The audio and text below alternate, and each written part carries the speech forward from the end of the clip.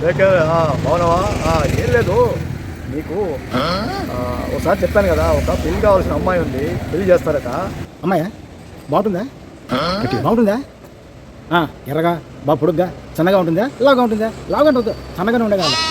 నువ్వు చెప్పిన అన్నీ నువ్వు చెప్పినవి కాదు, అసలు ఇంకా ఎట్లా అంటే అసలు బ్రహ్మాండంగా ఉండదు. ఆ ప్రపంచంలో అంత అందాల సుందరి లేనే లేదు.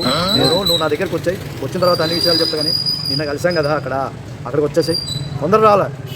ఓకే అలాగే వచ్చేస్తున్నా ఇప్పుడే వచ్చేస్తున్నా. స్వామి ఇప్పుడు అమ్మాయి ఉందన్నా కదా, ఎలా ఉంటుంది? బాగుంటుంది అని చెప్పినా కదా శేఖర్. నేను ఎందుకు పిలిచినా, సూపర్ అంటే సూపర్ ఉంటుంది. బాగుంటుందా? కళ్ళు ఉంటాయా? ముక్కు ముఖం తక్కువ ఉంటుందా? హైట్ ఉంటుందా? పొట్టిగా ఉంటుందా?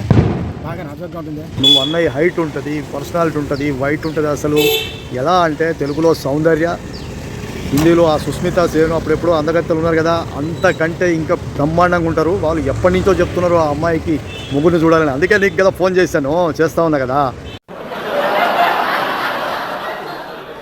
మర్చిపోయాను.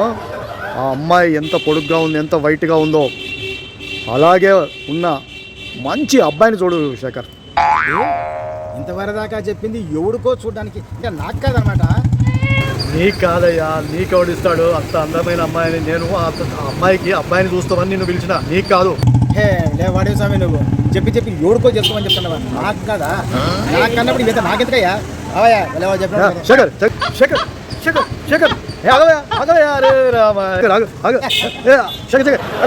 అరే ఈయన కట ఇలానే ఇంత అందమైన అమ్మాయి అంటే ఈయన కోసం అట. ఎవరినైనా చూసడేమో నేను పిలిచిన, వీడి సంగతి కూడా ఎలా ఉందో.